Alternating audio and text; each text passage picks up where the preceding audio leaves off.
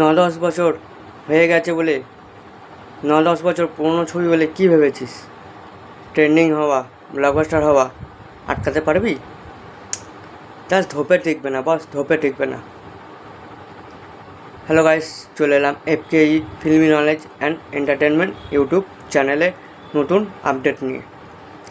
ভাই ধূমকেতু বুকমাই শোতে আচমকাই চলে এসছে দুদিন আগে, আজকে নিয়ে দুদিন হচ্ছে। তার মধ্যে 827 ইন্টারেস্টেড পেয়ে গেছে। আমি যখন ভিডিওটা বানাচ্ছি রাত্রি 7:30, সেই সময় দাঁড়িয়ে 827টা ইন্টারেস্টেড কমপ্লিট করেছে, 1K দিকে এগোচ্ছে।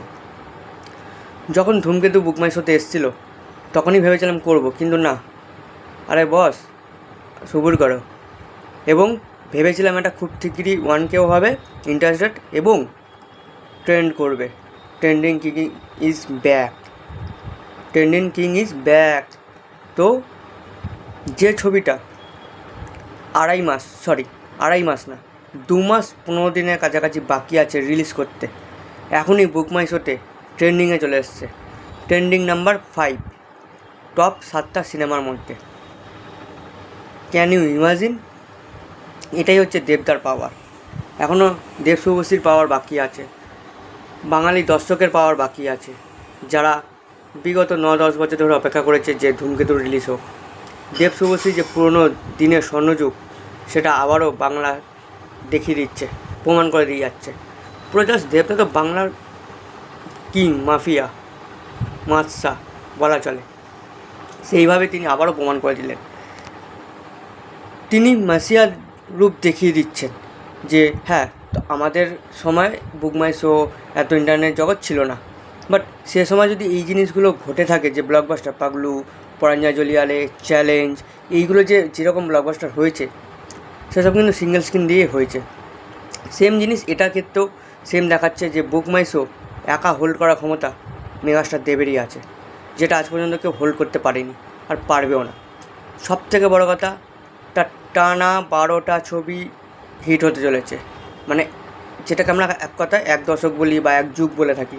টানা 12টা হ্যাট্রিক আমরা বলি 3টে সিনেমাকে, তো 4-4টে হ্যাট্রিক হয়ে গেল একসাথে টানা, যার থামার নাম নেই, যেটা থামবে না। তারপরে রঘু ডাকাত আছে, মানে তার 13 নম্বর ছবি বা 14 নম্বর পরপর হিট ব্লকবাস্টার, আর কেউ আটকাতে পারছে না। এবং উনিই একমাত্র, যে একটা কথা আছে না, যে রেকর্ড থাকে, রেকর্ড ভাঙার জন্য কেউ না কেউ এসে থাকে, যে কেউ একটা কোনো রেকর্ড করছে, সেই রেকর্ডটা ভাঙার জন্য আরেকজন জন্মায়। কিন্তু এখানে দেখা যাচ্ছে তো দেব নিজেই নিজের রেকর্ড ভাঙছেন, নিজের রেকর্ড ভাঙার ক্ষমতা রাখে, মাসিয়া রাখে। এই দেড় দুদিনে শুধু এখনও দেব ফ্যানদের পাওয়ার দেখেছেন, এখনও পুরো পাওয়ার আসেনি দেব ফ্যানদের। যদি একবার দেব ফ্যানদের পাওয়ার পুরো দেখতে হয়, কাঁপিয়ে দিয়ে বেরিয়ে যাবে বুকমাই শো। এবং দেব শুভশ্রীর জুটিও কামব্যাক করছে, মানে ফাটিয়ে দেবে ধূমকেতু। Blockbuster is loading. প্রায় যারা বলেছিলিস যে 8-10 বছর হয়ে গেছে তো কী আর করবে, ভাই লুক চেঞ্জ হয়েছে, বাট সিনারিও চেঞ্জ হয়নি আর হবেও না। দিস ইজ কল্ড মেগাস্টার দেবদার পাওয়ার। এবং আরও একটি আপডেট দিয়ে রাখি, যেটা হচ্ছে DTS দেবদা সুপারস্টার থেকে ধূমকেতুর জন্য র্যালি করা হচ্ছে। তো সেটাও হচ্ছে দেব ফ্যানদের যে অফিসিয়াল ফ্যান ক্লাব থেকেও র্যালি হচ্ছে। তো যারা এই ধূমকেতু র্যালিতে অংশগ্রহণ করতে চাও, আমার ডেসক্রিপশন বক্সে নাম্বার দেওয়া থাকবে, সেই নাম্বারে গিয়ে কন্ট্যাক্ট করো প্লিজ, ইমিডিয়েট কন্ট্যাক্ট করো। তাদের র্যালি বেরোচ্ছে 14ই আগস্ট। তারা কিন্তু একটা র্যালি করছে ধূমকেতু, যে তারা এমনকি রঘুরাঘাতেরও র্যালি করছে বিগভাবে। এবং তারা কিছু প্রমোশন স্ট্র্যাটেজিও নিয়েছে, যেটা আসলে বাংলায় হয়নি, যে কোনো ফ্যান ক্লাব একটা প্রমোশন স্ট্র্যাটেজি নিতে পারে। আমরা মেগাস্টার দেবের কাছ থেকে সেটা দেখতে পাই, কিন্তু যেটা ফ্যান ক্লাব, এই জন্যই বলা হয় এটা অফিসিয়াল, যে এই ফ্যান ক্লাব যে এরকম প্রমোশন স্ট্র্যাটেজি নিতে পারে, সেটা জানার জন্য যে নাম্বার দুটো দেওয়া থাকবে, সেই নাম্বার দুটোতে প্লিজ কন্ট্যাক্ট করো ইমিডিয়েট। র্যালি ইজ গুড, যে অফিসিয়াল ফ্যান ক্লাবে যে এরকম প্রমোশন করতে পারে। এবং এইটাই হচ্ছে মেগাস্টার দেবের পাওয়ার।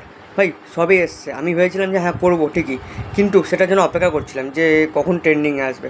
ট্রেন্ডিং নাম্বার 5 নম্বরে আছে এটা, যেখানে আছে এখান দা বেনারস, সেটা আছে থাকবেই, অঙ্ক কি কঠিন সেটাও আছে।